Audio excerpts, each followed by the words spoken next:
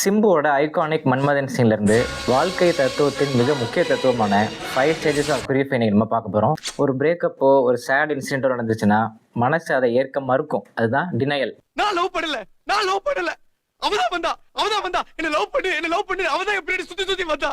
ஏன் இப்படி நடந்துச்சு அப்படின்னு ரொம்ப கோவப்படும். அதுதான் ஆங்கர். தப்பு தப்பு தப்பு தப்பு தப்பு தப்பு தப்பு தப்பு தப்பா பேசுறீங்க. மூணாவது ஸ்டேஜ் பார்கைன். இப்படி நடக்காம இருந்திருக்கலாமே அப்படின்னு மனசு அதை நினைச்சு ஏங்கும். நான் சொன்னேங்க, எனக்கு வேணாம், எனக்கு இதெல்லாம் தெரியாது, என்ன விட்டுடு சொன்னேன். நாலாவது ஸ்டேஜ் டிப்ரெஷன். என்னைக்கு என்ன விட்டு போனாலும் அன்னைக்கே நான் செத்துட்டேங்க.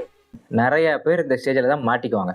நமக்கு இப்படி நடந்துச்சு அப்படின்னு அதுலேருந்து மீண்டு வர முடியாமல் டிப்ரெஷன்லேயே லைஃப் லாங் இருந்துருவாங்க. புத்திசாலித்தனமாக என்ன பண்ணணும், 4வது ஸ்டேஜ்லேருந்து அக்செப்டன்ஸான 5வது ஸ்டேஜுக்கு போயிடணும். அது வடிவேலு ஸ்டைலில் இப்படி போனாலும் சரி. ஆசைப்பட்ட வாழ்க்கை கிடைக்கலனா கிடைச்ச வாழ்க்கையை ஆசைப்பட்டு ஏத்துக்கணும். திரிசா கிடைக்கலனா திவ்யா. இன்னும் கிளாசிக்கலாக ஷாம் மாதிரி இப்படி போனாலும் சரி. தமிழ்நாட்டுக்கு வந்து ஒன்று புரிஞ்சுக்கிட்டேன் ஃபாதர். காதலுக்காகவும் சாவக்கூடாது, காதலிக்காமையும் சாவக்கூடாது. சூப்பர்ப்பா. நடந்தது நடந்துருச்சு, அடுத்த வேலையை பார்ப்போம் அப்படின்னு நம்ம ஸ்போர்ட்டிவாக அக்செப்டன்ஸ் ஸ்டேஜுக்கு போயிட்டோம்னா இன்றைய நாள் மட்டும் இல்லை, எந்த நாளுமே நமக்கு இனிய நாளாக இருக்கும். இதுதான் இன்னைக்கு மண்டே மோட்டிவேஷன்.